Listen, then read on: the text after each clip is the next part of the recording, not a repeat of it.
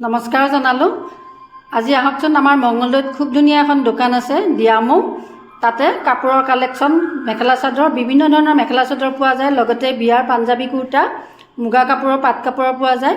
ভিডিঅ'টো শেষলৈকে চালেহে গম পাব। আহকচোন।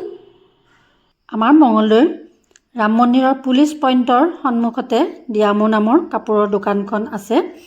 ইয়াতে মহিলাৰ বাবে বিভিন্ন ধৰণৰ মেখেলা চাদৰ, লগতে পুৰুষৰ বাবেও টচ মুগা বা পাটৰ পাঞ্জাবী কুৰ্তা পোৱা যায়।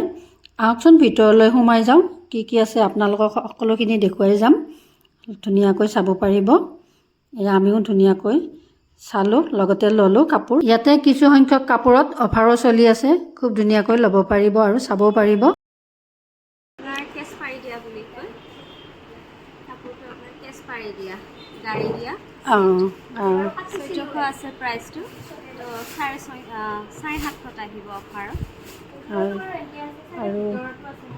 এইটো আপোনাৰ নুনি কটন, ধুনীয়া হয় কালাৰটো, চাই ল'ব।